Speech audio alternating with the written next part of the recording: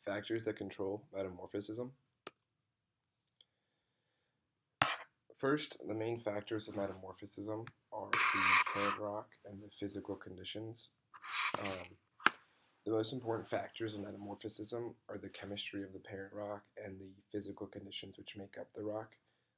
Physical conditions are also known as agents of metamorphism, and those agents of metamorphism are heat, pressure, and the circulation of fluids. Time also plays a very important role in metamorphism, although it's not a factor of the actual physical agent of metamorphism, but it is a big factor. Together, all of those work together and they break down bonds in unstable minerals. They promote mineral growth, and they also fuse reactions and make them faster in breakdown of rocks. A big difference between the parent rock and metamorphic rocks are it depends on the metamorphic grade, and the metamorphic grade is known as the measure of intensity of metamorphism. So, like, which an example, the way that the rocks are acting on one another. Reactions occur faster the farther down in Earth's crust that you go.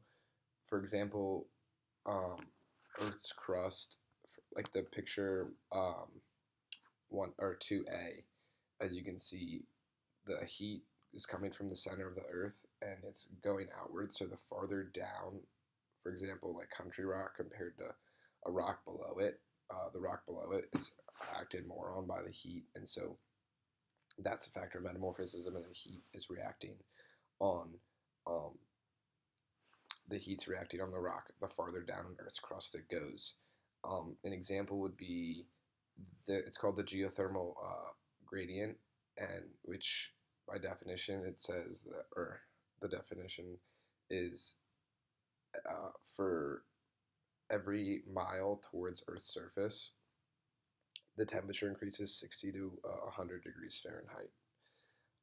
An example of that would be picture A. So heat.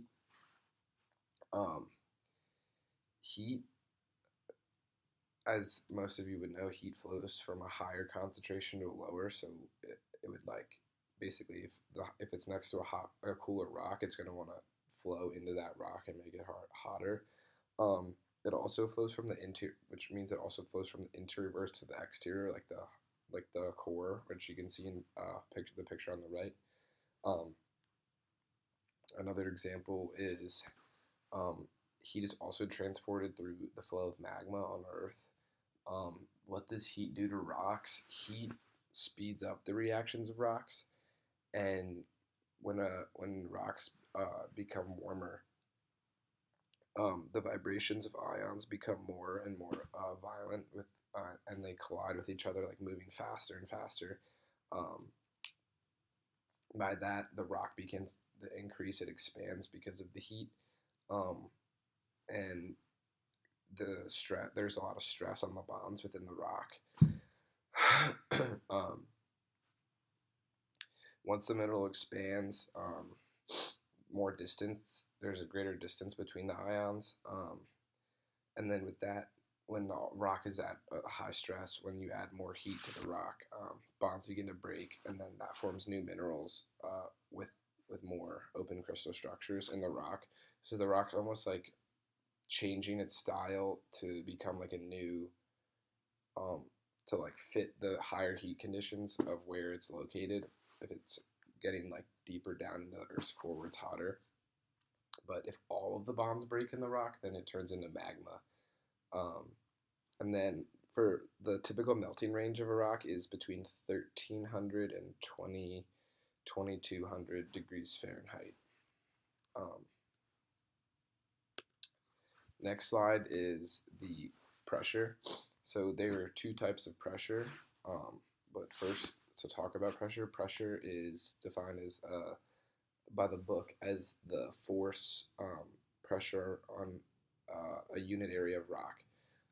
It's opposite to heat in that heat, like I just said, expands rocks, and pressure causes rocks to decrease and like become a lot tighter and smaller.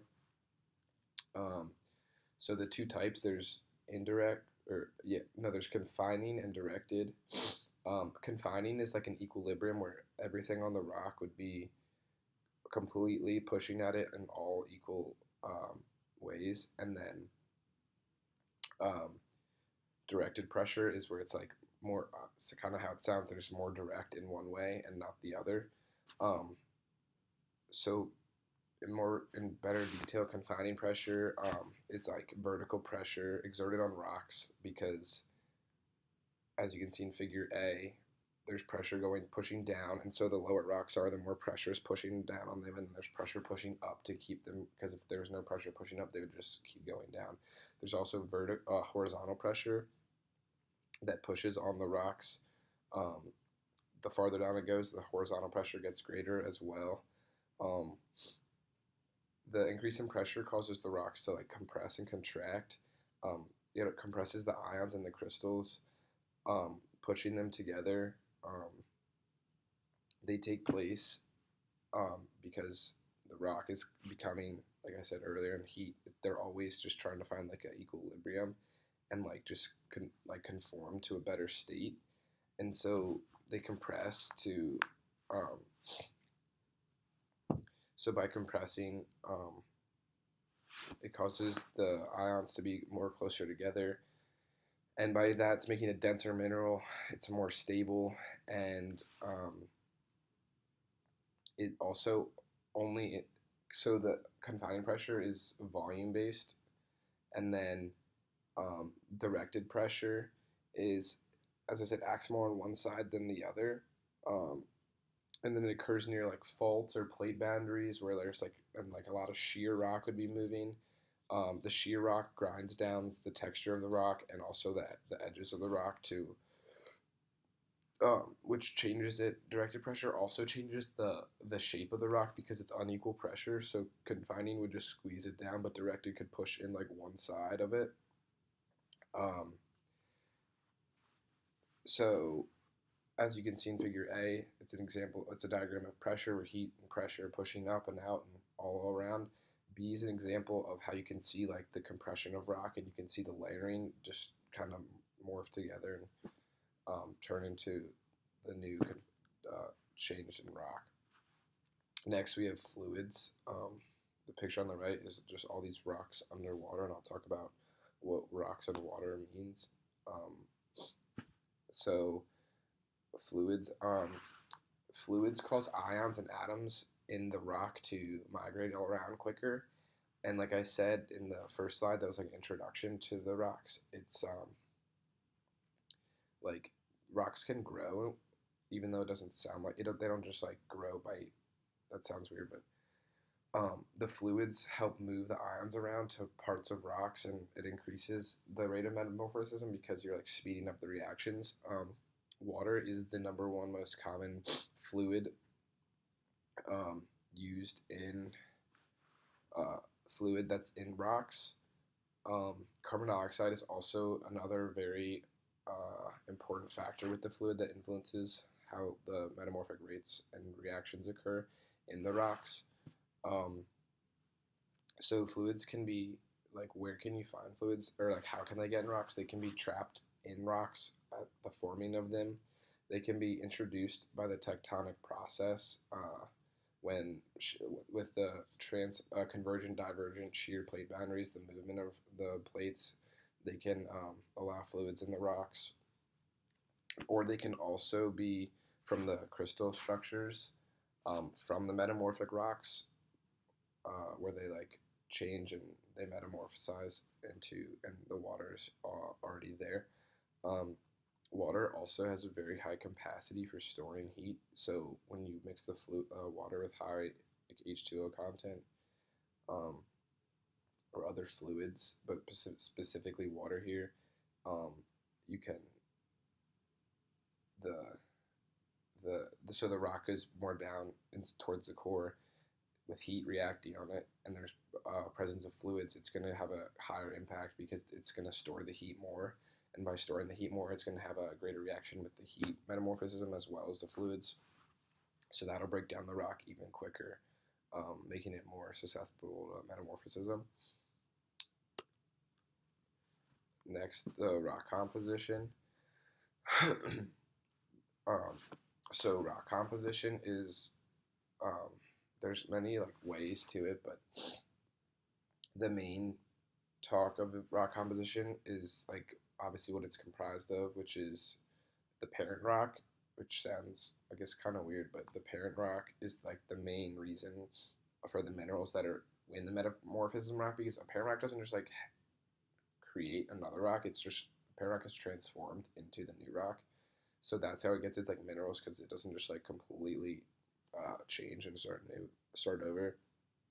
Uh, but all factors of metamorphism, um, when they all act on rocks, it's not just heat or just pressure or whatnot. It's they all are pushing on each other, all acting with each other um, to help metamorphosize rocks.